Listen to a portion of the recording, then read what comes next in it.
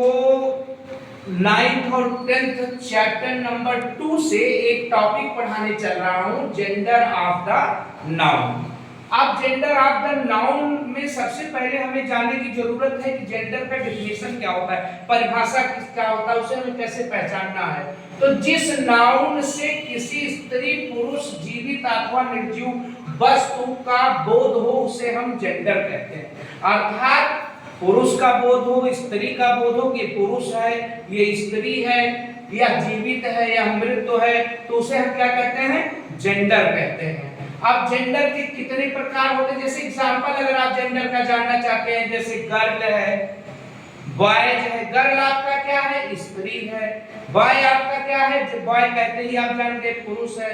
और जैसे dead body का है, जैसे कोई प्लास्टिक का है, गुड़िया या गुड्डा या कोई आपने देखा तो वो क्या है, निर्जीव है, तो उसको निर्जीव बोलते हैं। एनिमल्स वगैरह जितने होते हैं सब, ये आप सबके नाउन किस में आ जाएंगे, जीवित में आ जाएंगे। तो जेंडर जिसे देखकर हम जान जाएं कि स्त्री कौन है, पुरुष कौन है, तो उसे हम क्या कहते हैं, जेंडर। जेंडर कितने प्रकार के होते हैं जान लीजिए। जेंडर के 4 प्रकार होते हैं, मैस्कुलिन जेंडर, पुल्लिंग, और दूसरा है फेमिनाइन जेंडर, स्त्रीलिंग, और तीसरा है कॉमन जेंडर जिसको हम उभयलिंग कहते हैं, न्यूटर जेंडर जिसे हम नपुंसक लिंग कहते हैं। अब इनको हम अलग अलग परिभाषा लिख करके सरल भाषा में आपको समझाए हैं। देखिए, मैस्कुलिन जेंडर किसे कहते हैं, जिस नाउन से पुरुष जाति का बोध हो उसे मैस्कुलिन जेंडर कहते हैं। जैसे आपके सामने एक सेंटेंस है, the boy are playing a game.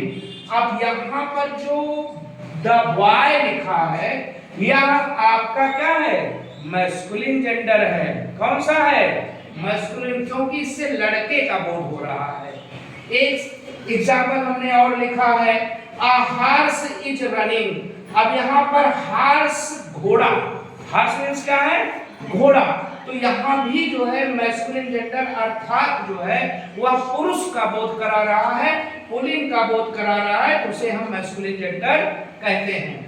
अगला आपका है इसी क्रम में फेमिनाइन जेंडर, जिस नाउन से स्त्री जाति का बोध हो जाए, जिसे देखकर हम जान जाए कि स्त्री है, चाहे वो मानव हो, चाहे वो पक्षी हो, चाहे वह एनिमल हो, कोई भी हो। जैसे यहाँ मैंने सेंटेंस लिखा, a girl is singing a song. अब आ गर्ल देख लिया तो जान गए कि यह स्त्री है, तो ये हमारा कौन सा जेंडर हो गया, फेमिनाइन जेंडर। इसी तरीके से काउज, काउज माने क्या होता है, गाय, ढेर सारी गायें, तो गाय हमारी किस में आ जाती है, फेमिनाइन जेंडर में। तो ये हमारा फेमिनाइन जेंडर हो गया। तीसरा हमारा जो है कॉमन जेंडर है, जिसमें स्त्री और पुरुष दोनों का बोध हो। जैसे एक शब्द में टीचर कहता हूं, अब टीचर में स्त्री भी आ जाती है और पुरुष भी आ जाते हैं, तो चिल्ड्रन। इस तरीके से हमारा क्या है, कॉमन जेंडर है। जैसे एग्जांपल मैंने क्या लिखा है, पहले डेफिनेशन समझ लो, वह नाउन जो मेल और फीमेल, स्त्री और पुरुष दोनों का बोध कराए उसे हम क्या कहते हैं, कॉमन जेंडर कहते हैं। जैसे यहाँ पर these children are very naughty, यहाँ पर दीज चिल्ड्रन, अब चिल्ड्रन में लड़का भी आ गया और लड़की भी आ गई, तो चिल्ड्रन कैसा आपका वर्ड है, ये हमारा कॉमन जेंडर में आता है। अब 5 स्टूडेंट, अब यहाँ जो हमारे स्टूडेंट हैं वो स्टूडेंट किसमें आ गया, बोलिए, स्टूडेंट में लड़का और लड़की दोनों आ गए, तो ये हमारे कॉमन जेंडर है। अर्थात स्त्री और पुरुष दोनों का बोध करा हुआ है, वह हमारा कॉमन जेंडर होगा। अगला इसी क्रम में है न्यूटर जेंडर, जिस नाउन से निर्जीव वस्तु का बोध हो, किसका बोध हो, निर्जीव, उसे हम न्यूटर जेंडर कहते हैं। जैसे अब यहाँ बी या ऑफिस को ले लीजिए, किसको, ऑफिस। ऑफिस आपका क्या है, निर्जीव है, क्योंकि वो एक बिल्डिंग है ना। यहाँ पर टेबल, टेबल में भी कोई जान नहीं है। यहाँ पर बुक है, बुक भी निर्जीव है। तो ये सब हमारे क्या है, न्यूटर जेंडर हो गए। ठीक है, किसी को कोई सवाल करना है भाई, कुछ पूछना है, ठीक।